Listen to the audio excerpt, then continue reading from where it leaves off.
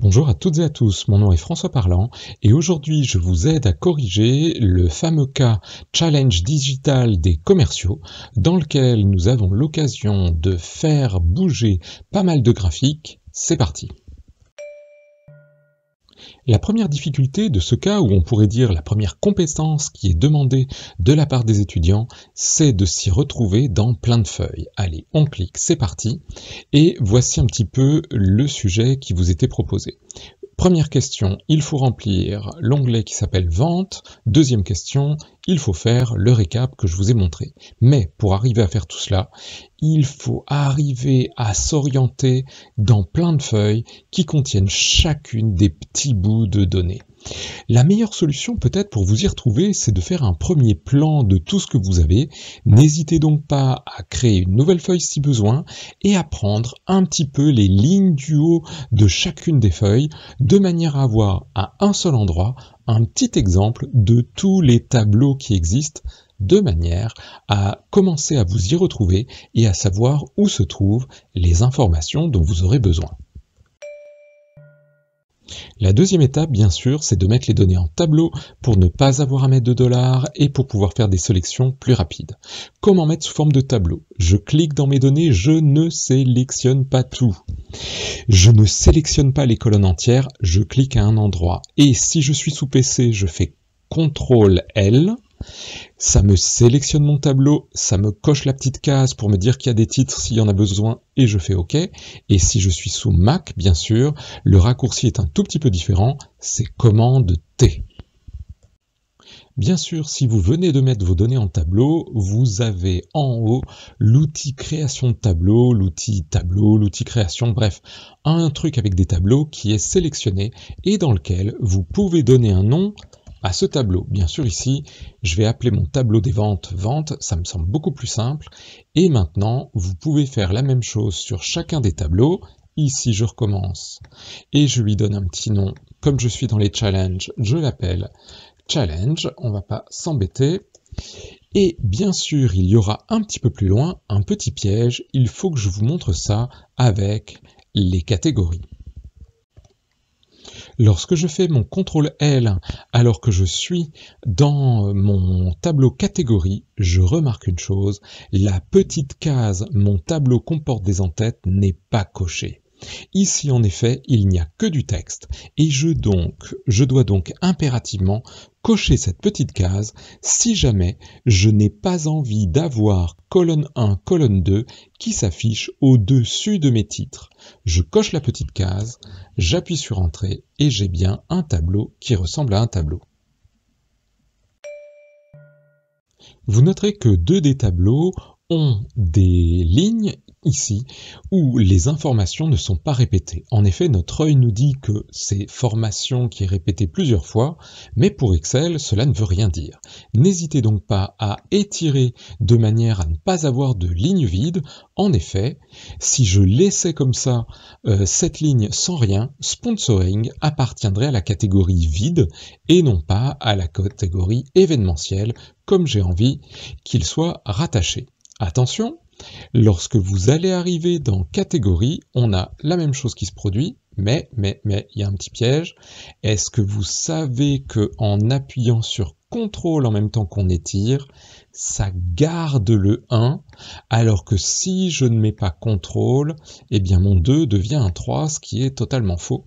Donc pensez bien à utiliser les touches de manière à pouvoir étirer là où il y a des chiffres en gardant le même chiffre.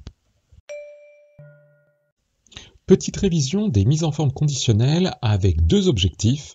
J'aimerais mettre en gris les deadlines qui sont passés, les voilà, et j'aimerais mettre en orange ou en rouge, comme vous voulez, les deadlines qui sont dans les prochains jours. Ici, par exemple, dans les 7 prochains jours, dans une semaine. Pour faire cela, je vais commencer par la première étape qui est la sélection de mes données. Là encore, je m'approche en haut dans l'angle de mon tableau, je fais un clic et vous notez bien que la cellule active, celle pour laquelle je vais faire ma mise en forme, c'est la première ligne de mes données. Ici, c'est celle qui est en A10. Maintenant, je vais dans Accueil, Mise en forme conditionnelle, nouvelle règle. Si vous êtes sous Mac, dans la petite liste déroulante, choisissez classique. Et je vais prendre la dernière partie qui concerne justement les formules, c'est-à-dire comment mettre en couleur une cellule en fonction de ce qui se passe dans une autre cellule. Ici, la première chose que je vais faire, c'est mettre le format. Alors, on pourrait mettre le fond en couleur. Je vous avoue qu'ici, je crois que je vais tenter plutôt... On va voir ce que ça va donner. Peut-être que ce ne sera pas une réussite. Je vais essayer de mettre en gris la police pour essayer de l'estomper. On va voir si c'est une bonne idée. Et je vais mettre ma formule. Ici, quand est-ce que cette cellule doit être en gris? Eh bien, tout simplement, lorsque celle-ci est plus petite que aujourd'hui. Alors aujourd'hui, vous ferez attention, il n'y a pas d'apostrophe et vous devez ouvrir et fermer la parenthèse. Attention, nous avons fait cette formule pour la ligne 10. Que va-t-il se passer? Quelle date doit-on regarder ou dans quelle cellule doit-on regarder lorsqu'on sera en dessous sur la ligne 11? Bien sûr, il ne faudra pas que je regarde sur la ligne 10. Or ici, il y a un dollar devant le 10, ce qui bloque, ce qui verrouille ce 10. Je me mets donc ici devant le dollar, je le supprime sans utiliser les flèches, et maintenant je peux faire OK, et j'ai bien en gris les lignes qui sont passées, c'est-à-dire dont la deadline est terminée. La deuxième question nous demande de faire exactement la même chose, mais de mettre en rouge ou en orange ce qui est à moins de 7 jours. Je vous rappelle les étapes. 1. Je me mets dans l'angle pour faire une sélection où la première cellule de mes données est un petit peu plus claire. C'est ma cellule active. Je vais dans mise en forme conditionnelle, nouvelle règle. Les gens qui sont sous Mac, vous choisissez classique. Ensuite, on va changer le format pendant qu'on y pense et je voudrais que la police soit par exemple en orange. Et maintenant, je fais ma formule. Comme tout à l'heure, quelle est la cellule qui m'intéresse? Eh bien, il faut que la deadline soit plus petite que aujourd'hui. Attention, pas d'apostrophe, ouvrez et fermez vos parenthèses, plus 7, de manière à dire c'est plus petit que dans 7 jours. Souvenez-vous, il faut encore que l'on enlève le dollar qui est devant le 10. Vous faites OK, et là on a un gros souci qu'il va falloir résoudre. Ce qui était gris avant est devenu orange. Comment faire pour distinguer ce qui est passé de ce qui est entre maintenant et dans 7 jours? Nous pourrions bien sûr compliquer la formule, essayer de trouver des choses tarabiscotées, mais honnêtement, Excel nous permet de faire ça beaucoup plus simplement.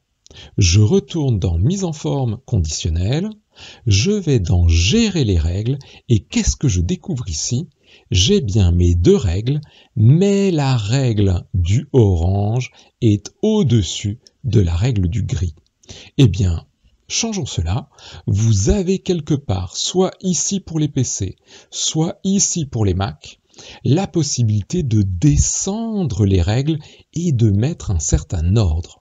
Lorsque vous faites appliquer, vous devriez vous apercevoir que ce qui est passé est en gris, et si vous descendez, vous allez voir que ce qui est dans les 7 prochains jours est bien en orange ou en rouge si vous avez choisi du rouge. La question suivante est l'occasion de réviser la validation de données, c'est-à-dire la possibilité de verrouiller la saisie de manière à ce qu'on ne puisse pas écrire n'importe quoi et qu'on doive choisir les choses dans une liste. Première chose, quand on veut appliquer une liste déroulante à un endroit, c'est de sélectionner toute la zone qui est concernée. Là encore, le fait d'avoir mis les données en tableau vous simplifie grandement la vie. Ensuite, vous devez aller dans Données et dans Validation de données. Ici, vous avez la possibilité de choisir Liste et on vous demande de choisir à quel endroit sont les données. Première chose à éviter, c'est de sélectionner la même zone. Regardez, si vous choisissez ça, on va avoir une liste déroulante avec tous les doublons et bien sûr, ce n'est pas ce qu'on veut. On veut les éléments une seule fois.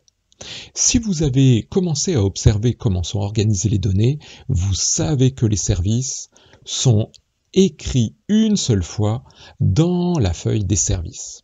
Et ici, vous pouvez sélectionner votre colonne. Attention, deuxième piège, je n'aimerais pas avoir le mot service dans notre liste déroulante.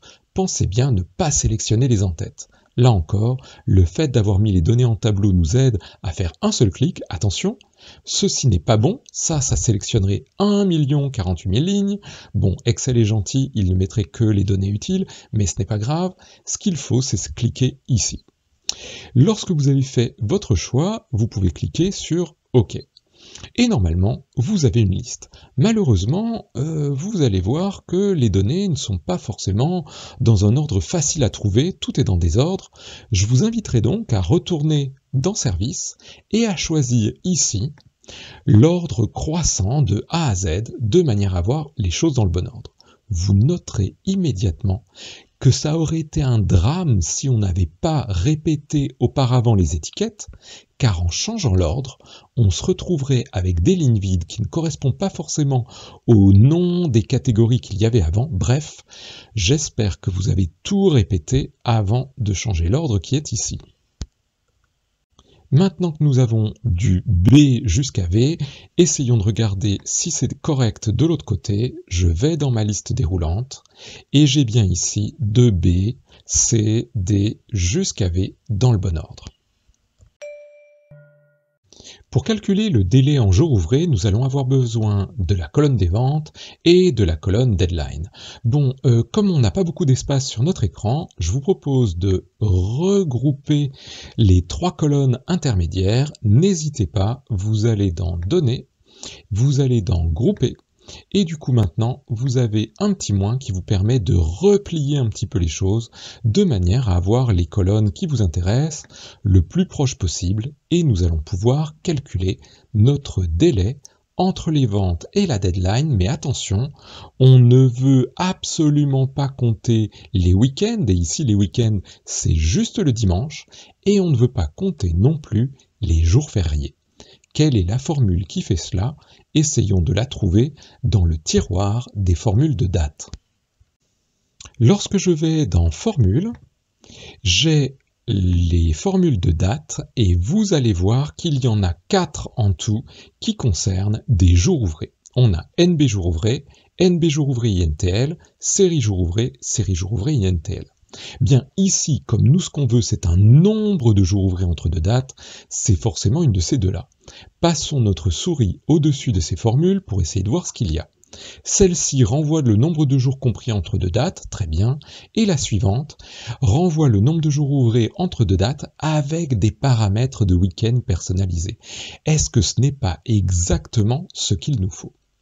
Ici, attention, si je clique sur cette petite formule, cela m'ouvre un assistant qui va me permettre de mettre la date de début, la date de fin, sauf que, attention, je ne l'aime pas trop, car cet outil ne me met pas les propositions pour les types de week-end.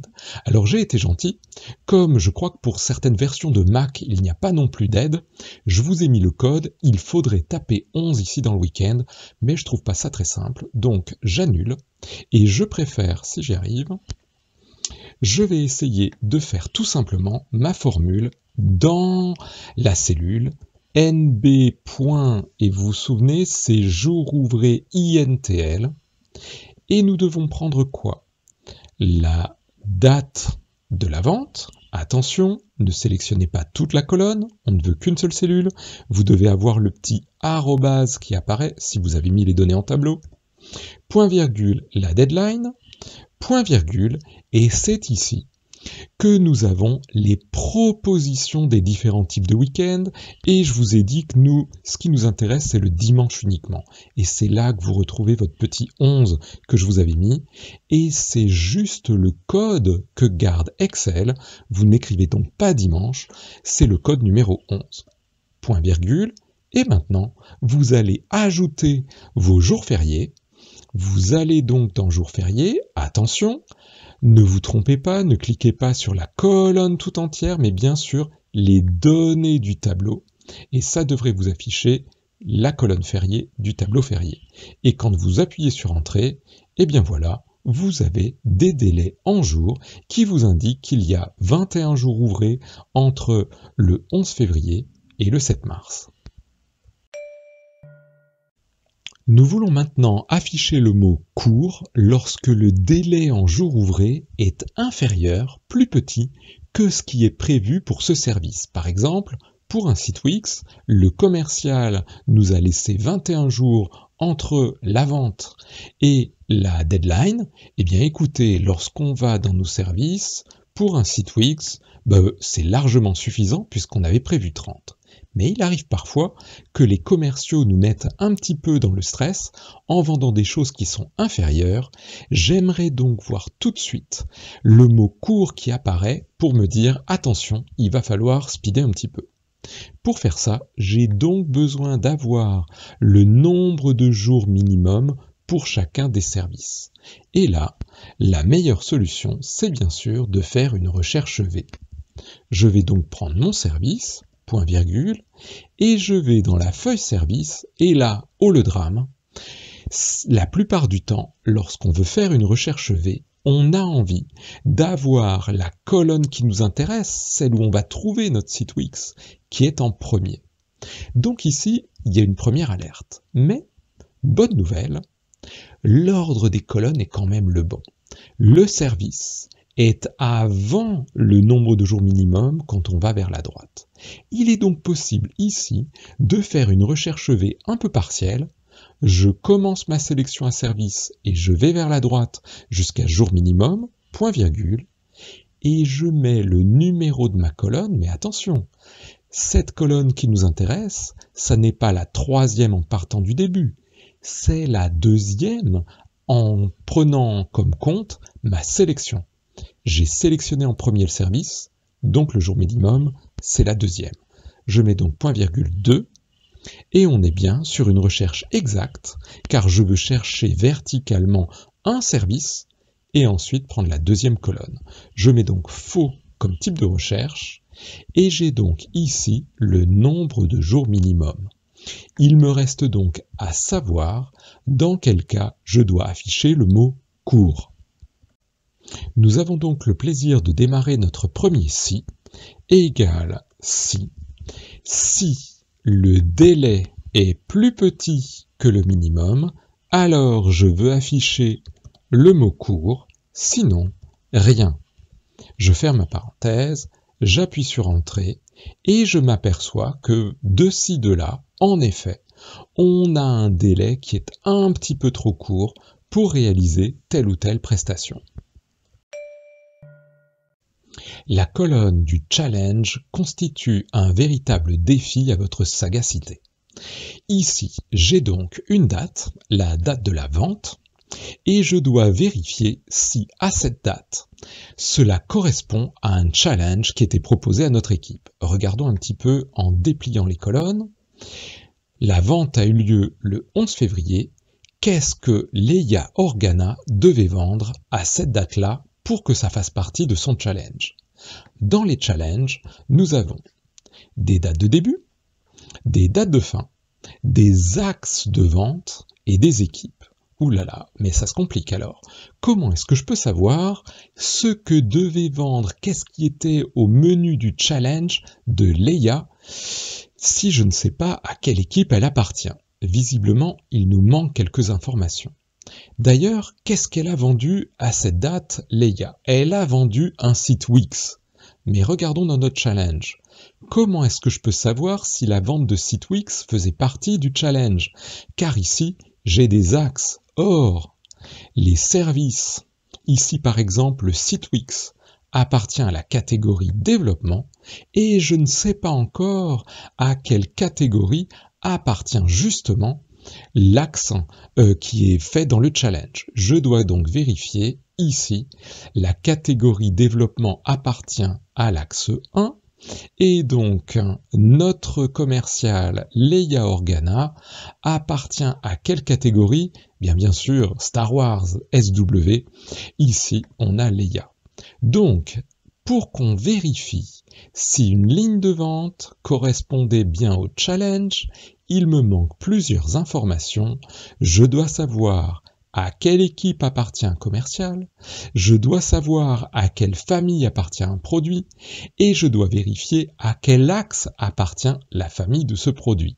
Bref, je dois remettre un petit peu d'ordre dans tout ce méli-mélo. Rajoutons des colonnes. Je dois donc, par exemple, savoir à quelle équipe appartient Leia Organa. Bien sûr, la formule qui me permet, à partir d'un mot, de trouver une autre colonne, c'est notre bonne vieille recherche V. Je vais donc prendre Leia Organa, attention, je ne prends pas toute la colonne, je vais dans mes commerciaux, et ici, c'est là que ça s'arrête, je n'ai pas une colonne qui contient Leia Organa. Je suis obligé de faire machine arrière en appuyant sur échappe, et de revenir dans mes commerciaux, et de me dire, il faut que j'ajoute une colonne où j'aurai et le prénom, et le nom. Bien sûr, on sait que la recherche V, elle a besoin de chercher les choses dans un certain ordre, mais si vous avez envie, on pourrait avoir ici nom complet. Et bien sûr, une des formules la plus simple pour faire ça, ce serait une concaténation ou l'utilisation de Esperluette. Alors vous faites comme vous voulez, ce qui vous intéresse. Moi j'avoue que j'ai un petit faible pour Esperluette. Je vais donc prendre le prénom, Esperluette. Je veux bien sûr un espace entre le prénom et le nom, donc je fais ouvrez les guillemets, espace, fermez les guillemets. Je remets Esperluette pour remettre de la glu, et je clique sur le nom. Et j'ai donc 3 briques, le prénom, l'espace et le nom. Et bien sûr, chacune de ces briques a un petit peu de colle ou de ciment entre elles, et ce sont mes 2 esperluettes. Lorsque j'appuie sur Entrée, j'ai bien les données qui apparaissent, et j'ai bien Leia Organa.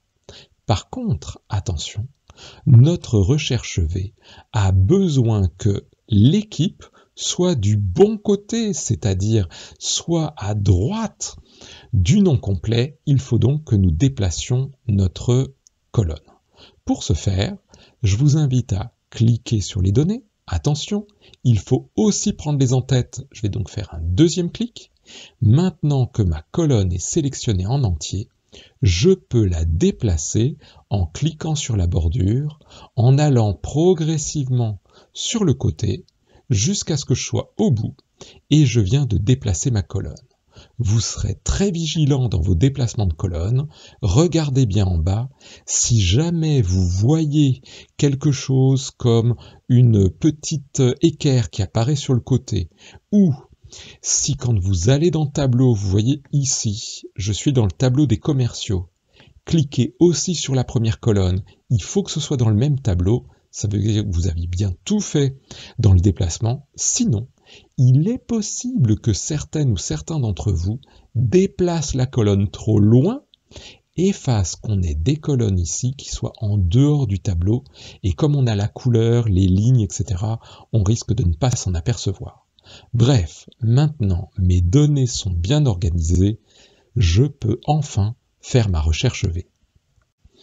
Égale recherche V, je prends l'intitulé, Leia Organa, point virgule, je vais dans mes commerciaux, je vais prendre tout mon tableau, point virgule, et je compte mes colonnes, 1, 2, 3, 4 dans mon cas, puisque j'ai mis en premier le nom complet, et que l'équipe se trouve donc dans la 4e colonne. Attention, je vais un petit peu plus loin, et je choisis de mettre faux, de manière à dire qu'il ne s'agit pas d'une valeur proche. Quand je dis que je veux avoir l'équipe de quelqu'un, je veux avoir exactement cette personne avant de trouver le nom de l'équipe. Je dois donc faire une recherche exacte. Lorsque j'appuie sur Entrée, j'ai bien le nom des équipes qui apparaît correctement. Comme vous le savez, la recherche V est progressivement remplacée par la recherche X qui apparaît au fur et à mesure où les entreprises mettent à jour leur système. Ici, j'aimerais vous montrer à quel point cette recherche X permet des choses incroyables que l'on ne peut évidemment pas faire avec la recherche V. Ici, je tape donc recherche X, je prends Leia Organa, point virgule, et vous vous souvenez, je vais faire comme si on n'avait pas créé la nouvelle colonne dans nos commerciaux, et je vais donc dire, eh bien c'est très simple, je voudrais que tu cherches dans quoi? Eh bien je ne vais pas lui dire dans une colonne, mais je vais lui dire dans la colonne des prénoms, Esperluette, ouvrez les guillemets, espace, Esperluette, le nom, Eh bien, devinez quoi? La recherche X comprend qu'on va fabriquer un tableau avec le prénom espace le nom, et ça va marcher, point virgule, et la partie suivante, on demande à la recherche X dans quelle colonne on veut prendre la réponse. Ici, ce sera dans l'équipe, point virgule. On a maintenant une petite étape qui nous dit qu'est-ce qu'on doit renvoyer si on ne trouve rien. Ben écoutez, on va rien mettre, donc on passe à la suite, hop, point virgule, et ensuite, est-ce qu'on veut une recherche approximative ou exacte? Eh bien, par défaut, ce sera une recherche exacte, et lorsque j'appuie sur Entrée, eh bien, devinez quoi? J'ai les mêmes résultats, et vous voyez que dans cette recherche X, on n'a pas besoin de créer une nouvelle colonne, et on n'a pas besoin de déplacer les colonnes, tout se fait comme par magie.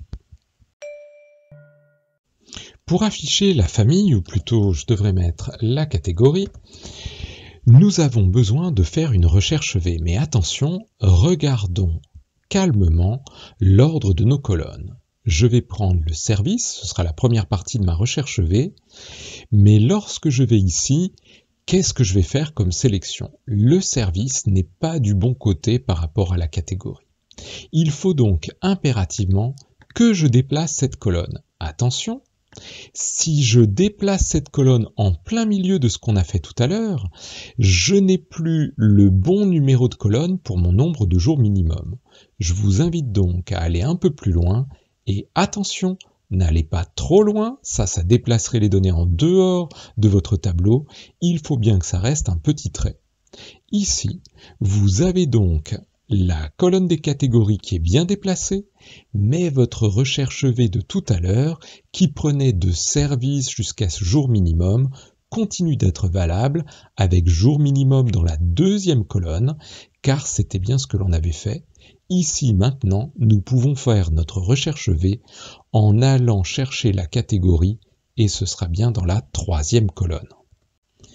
Égale recherche V.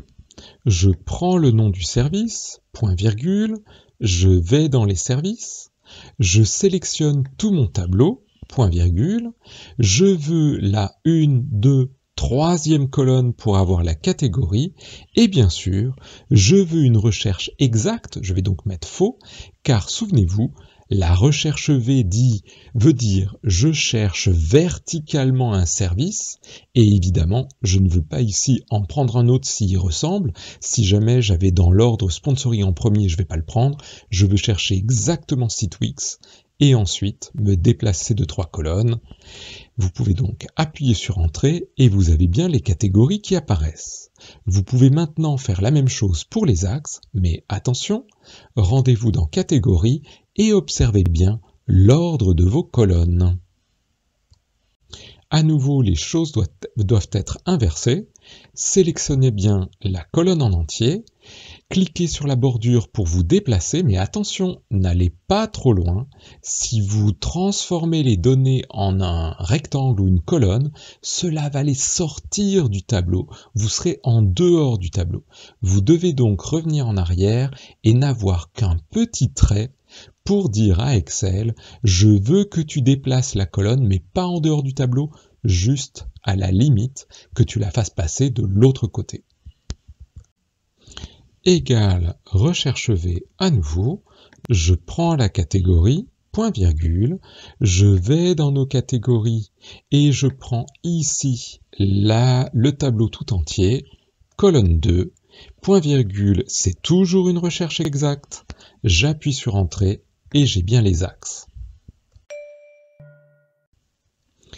Nous revenons donc à notre challenge. Nous avons maintenant les informations qu'il faut, la date de vente, l'équipe concernée, l'axe concerné, mais comment faire pour savoir pour chacune de ces lignes de vente si elles correspondent bien aux bons critères de ce qu'était le challenge pour chacune des équipes à une certaine date.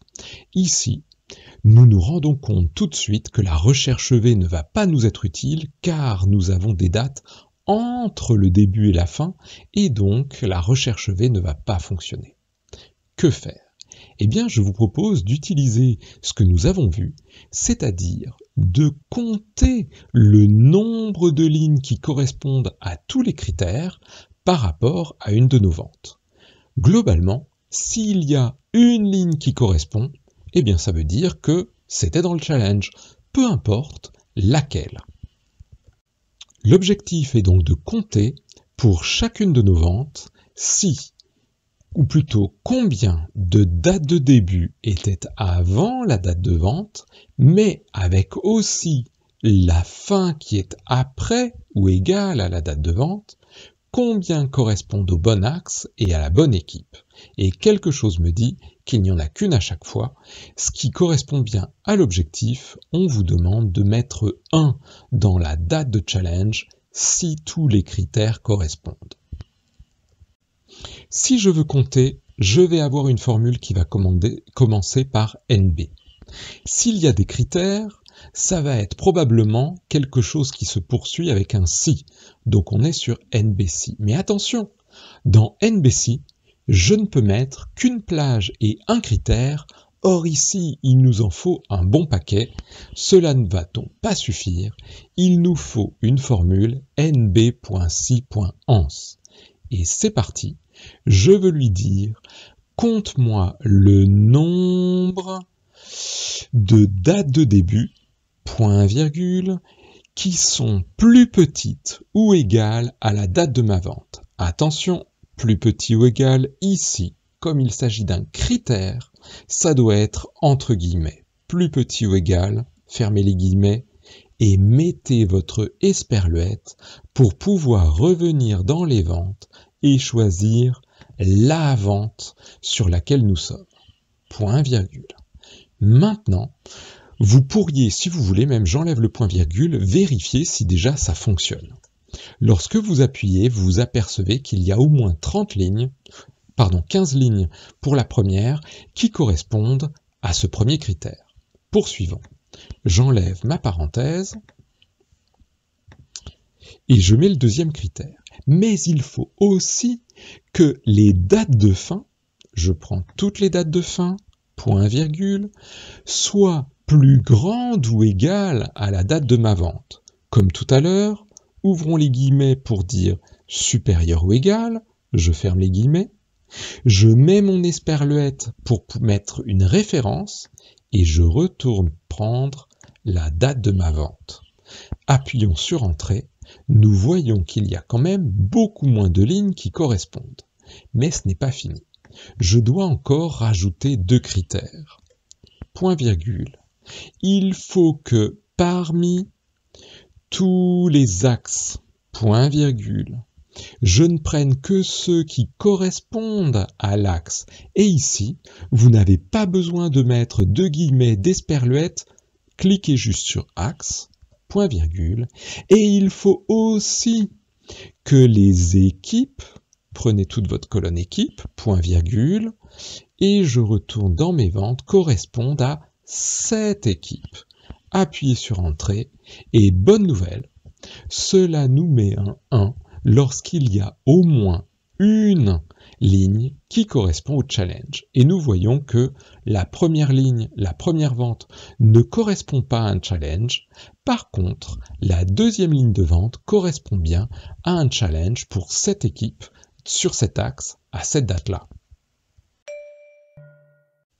La question suivante est particulièrement complexe et c'est l'occasion pour moi de vous rappeler un élément essentiel de l'examen que nous aurons. Je vais devoir évaluer si vous êtes capable de faire des graphiques, des TCD, etc. Mais que se passe-t-il si vous n'avez pas réussi à avoir les données pour faire ces graphiques? Eh bien, ce n'est pas grave. Vraiment, ne vous inquiétez pas, vous avez le droit de ne pas réussir une formule, une colonne. Eh bien, ce n'est pas grave, prenez n'importe quoi, prenez autre chose, mais allez jusqu'au récap, faites le maximum de graphiques, car j'ai besoin d'avoir des TCD et des graphiques pour vous donner les points de ces éléments-là. Ici, nous avons donc une question qui pourrait vous empêcher de faire la suite, mais en fait, qui n'est pas nécessaire. Nous allons nous lancer donc à l'ascension de l'Everest, car il s'agit vraiment d'un très haut niveau. Vraiment, si vous n'y arrivez pas, vous sautez la question et vous passez à la suite pour faire vos TCD avec les données que vous avez déjà. Essayons de lire un petit peu l'énoncé. On a plusieurs critères.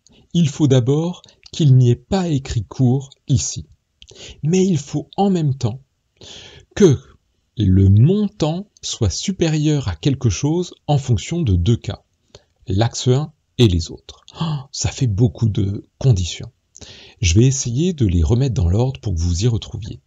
Il faut et avoir pas cours et que le montant soit supérieur à quelque chose pour qu'on puisse prendre en compte cet élément. Mais attention, le montant est lui divisé en deux parties. Il y a le cas de l'axe 1 et le cas des autres axes. On a donc ici soit il s'agit d'un axe 1 ou il s'agit des autres axes. Il va donc falloir qu'on fasse une formule avec un et, avec un ou, et à l'intérieur qu'on ait des et et des ou. Bref, ça va être un joyeux bazar. On le tente ensemble, prenez ça un petit peu comme un challenge pour vous amuser et ne vous inquiétez pas si vous ne savez pas le faire, mais il faut quand même que j'ai des petits moments où on puisse donner des points aux gens qui sont à un haut niveau. C'est les points entre 18 et 20. Eh bien, c'est parti. Commençons donc. Il faut avoir un critère pas court, donc ici.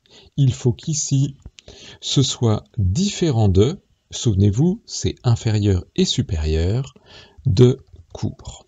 Dans ce cas-là, si le délai n'est pas trop court, on le prend en charge. Et il y a un deuxième critère.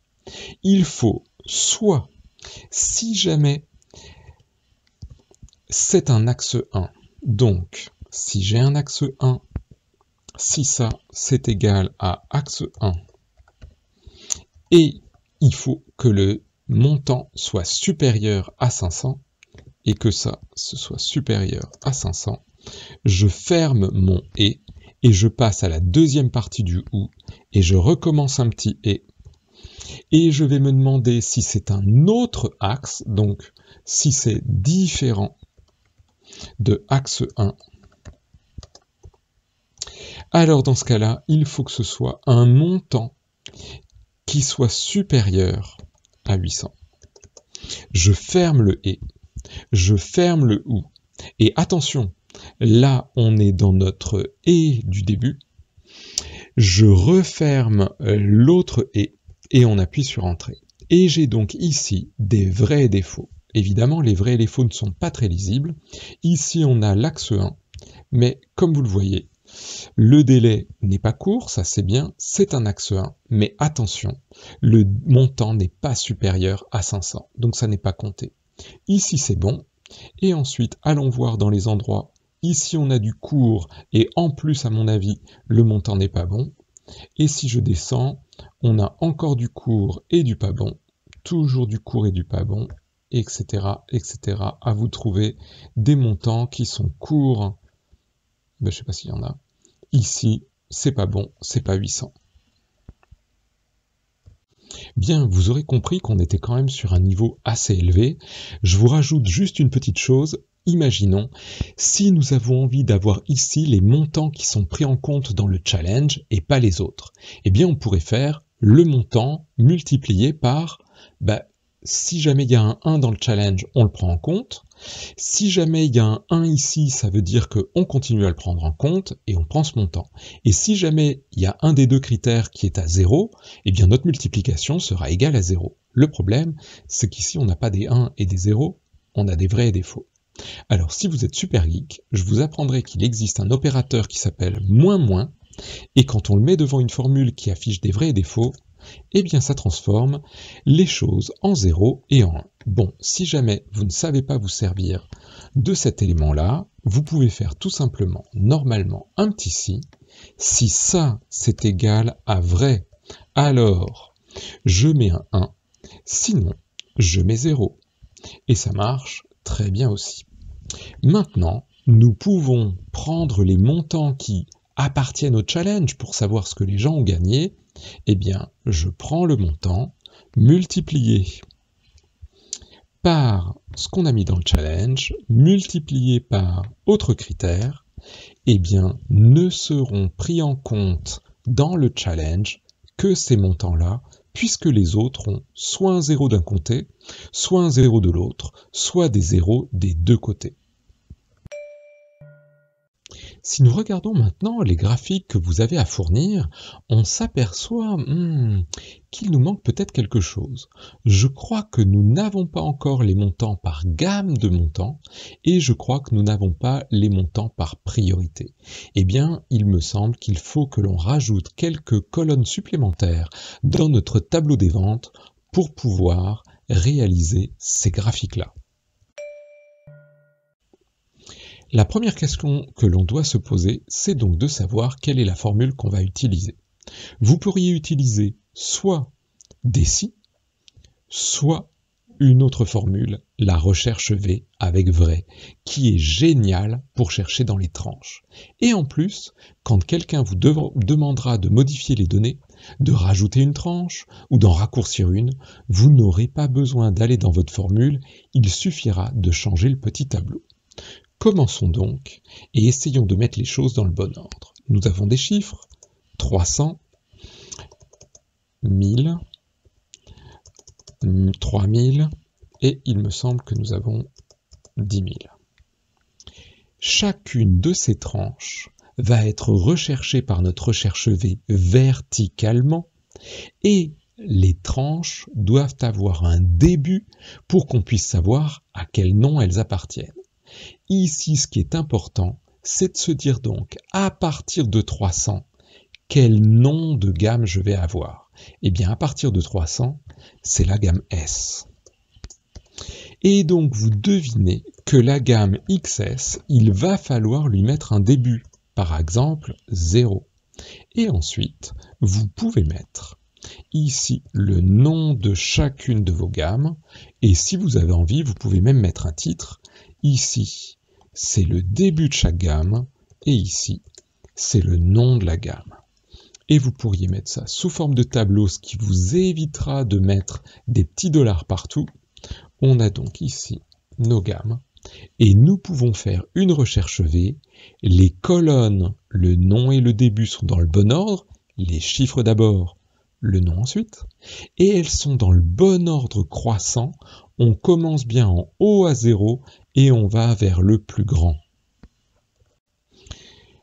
Recherche V, je prends le montant, point virgule, je vais dans la feuille des gammes, je prends mon petit tableau, point virgule, c'est la colonne 2 qui m'intéresse, celle avec le nom, point virgule, et ici, enfin, j'ai une recherche V qui ne doit pas chercher exactement un montant, elle doit le chercher approximativement. Je mets donc vrai à la fin. Et j'ai donc instantanément le nom des gammes en fonction du montant. Je sais que seulement certains départements correspondent à des priorités. En général, c'est parce que l'entreprise a une sorte de partenariat avec ces départements pour les aider à se numériser. Je dois donc essayer de savoir si mes ventes appartiennent à des clients qui viennent de ces départements. Mais lorsque je vais dans mes clients, je n'ai pas le nom du département, le numéro du département, j'ai uniquement le code postal en entier. Il faudrait donc que je trouve une solution pour avoir et le code postal et en déduire le numéro du département pour ensuite savoir s'il s'agit de priorité. Commençons par essayer de faire venir le code postal du client car cela ne présente pas de grandes difficultés. Je fais ma recherche V en prenant le nom du client, je vais dans ma feuille client, je prends tout mon tableau, point virgule, et le code postal est en 3e position, et bien sûr, je fais une recherche V exacte. Vous noterez que je vous ai un petit peu simplifié la vie. Oui, ça ne donne pas l'impression, mais pourtant c'est bien le cas. J'aurais pu vous mettre un département qui ne contient pas 2 chiffres, mais un seul. Ici, votre solution avec gauche n'aurait pas été aussi simple que cela, et je pense qu'il faut faire autrement. Donc je vous montre la solution qui, moi, me paraît la plus facile pour avoir le numéro du département. Je vous rappelle que si vous faites gauche 2, le résultat n'est pas du numérique. Je vous montre gauche. Je prends mon code postal, je mets 2, j'appuie. Les chiffres ne sont pas alignés ici comme ils devraient l'être, ils sont de l'autre côté, à gauche, comme le sont les textes. Et si vous voulez transformer ça en numérique pour ensuite faire une recherche V, vous devez rajouter devant le gauche CNUM, qui signifie convertir en numérique. Et vous avez bien maintenant, non pas 3 et 0 comme 2 caractères, ou 5 et 4 qui étaient 2 caractères de texte, vous avez bien le chiffre 30 et le nombre 54. Mais personnellement, ma solution ici, ce n'est pas d'utiliser gauche, car comme je vous l'ai dit, il pourrait y avoir un petit peu plus bas des codes postaux où si vous prenez les deux chiffres en partant de la gauche, ici ça va vous ramener 68. Or, le numéro de ce département, c'est pas 68 du tout, c'est le département 6. Et donc, il faudrait que vous fassiez ici, si le nombre de caractères est 5, alors tu prends gauche 2, sinon tu prends gauche 1. Et je trouve ça un peu compliqué. Alors, il existe une autre solution.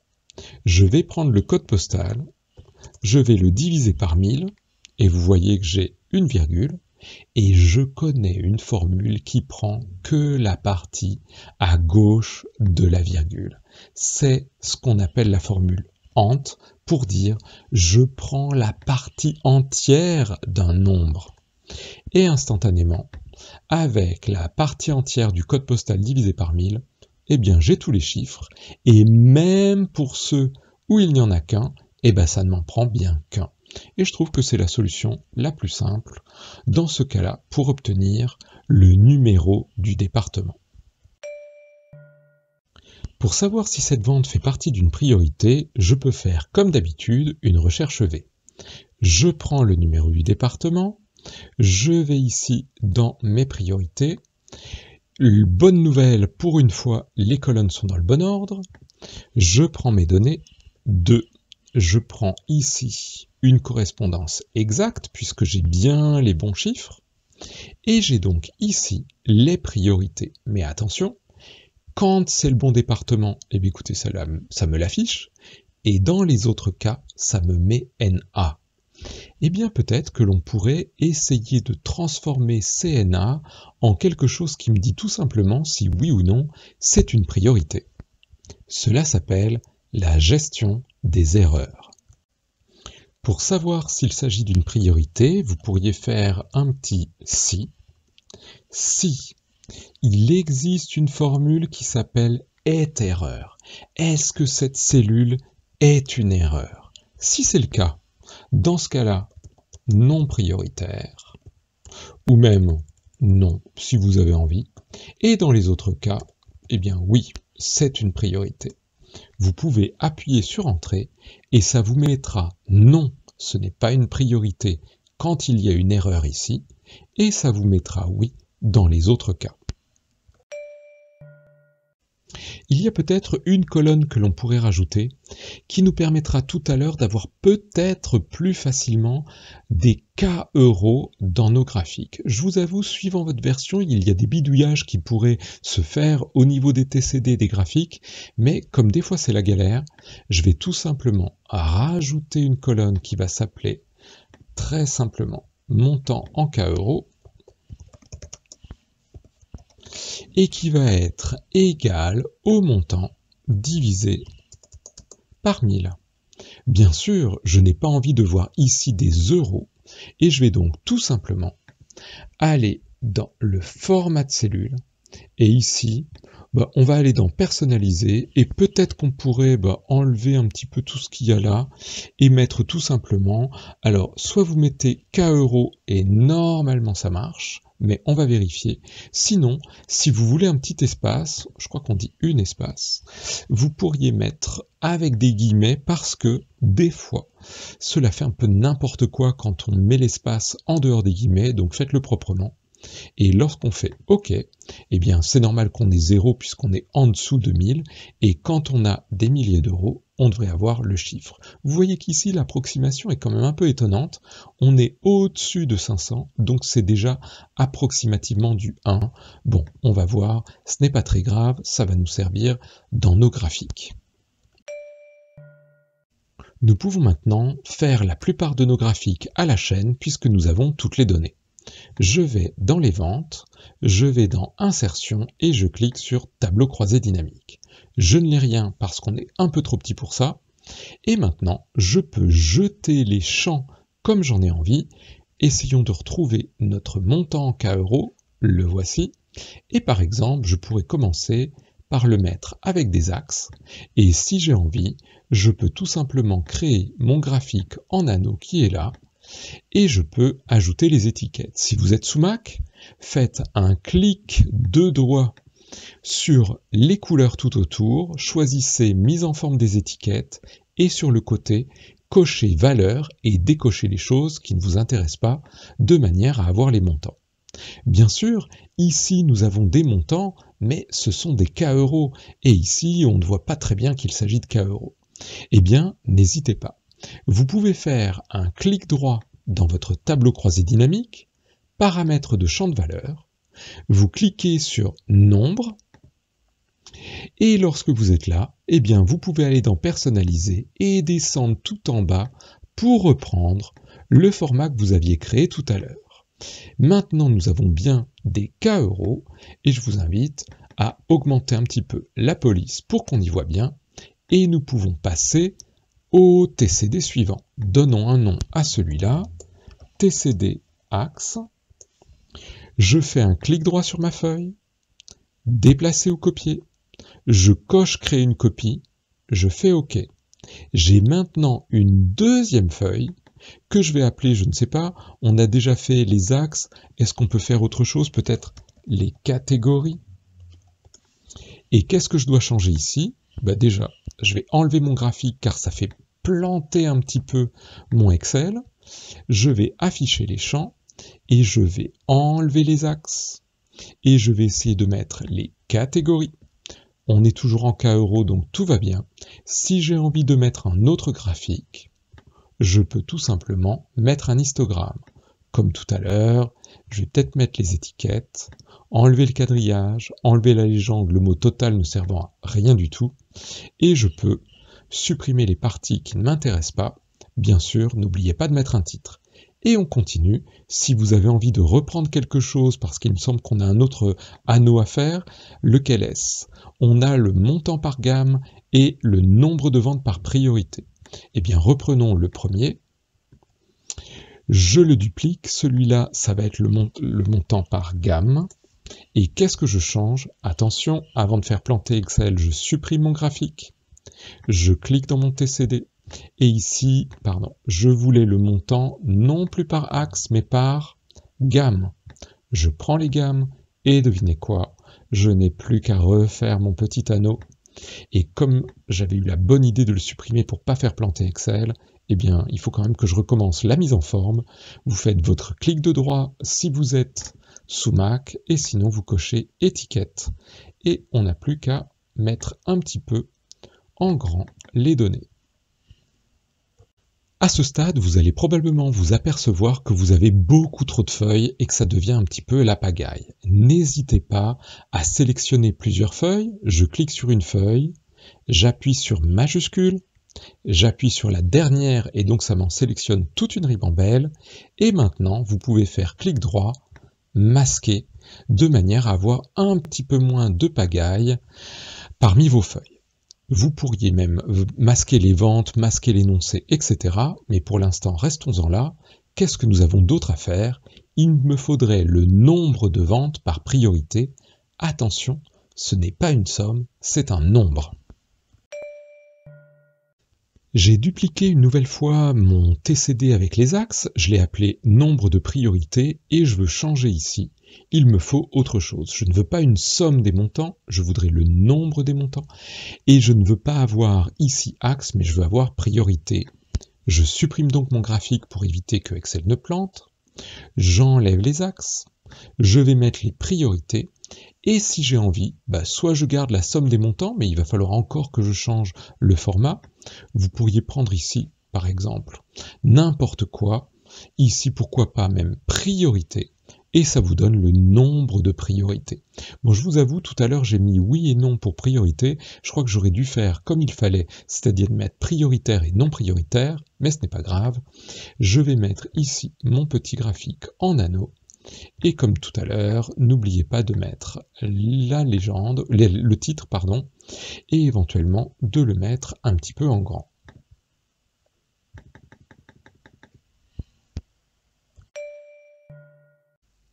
Maintenant, si je veux avoir les montants par challenge, écoutez, ce n'est pas très compliqué puisque nous avons déjà calculé les montants après le challenge. Souvenez-vous, c'était tout à l'heure.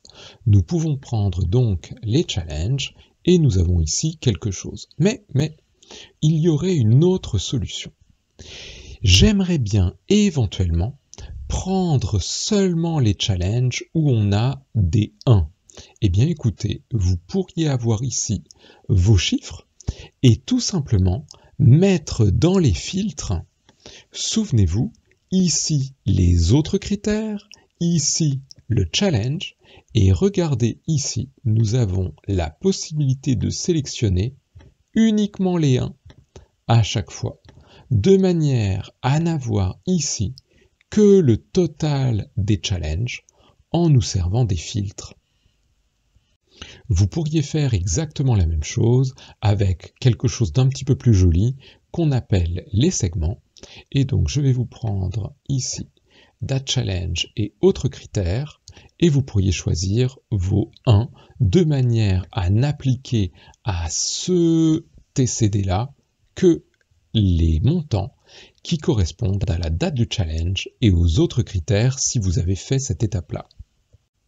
Pour passer au nombre de challenges par équipe, il vous suffit ici d'enlever les axes, en espérant que mon graphique n'explose pas en vol, et vous devriez avoir le montant par équipe qui apparaît. Pensez bien à enregistrer à chaque fois que vous faites quelque chose, car ça peut planter à tout moment.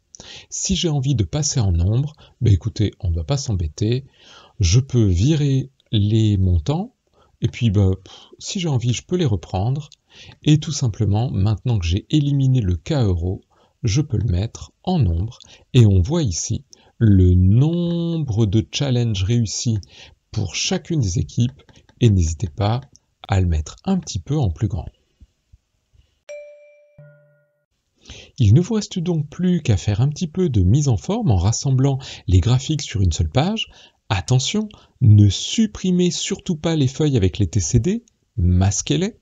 Et ensuite, il vous suffit de cliquer sur un graphique, d'aller dans Analyse, d'ajouter une chronologie. Ici, par exemple, on va le prendre sur les ventes. Je ne sais pas si c'est une bonne idée, mais enfin, il faut bien prendre quelque chose.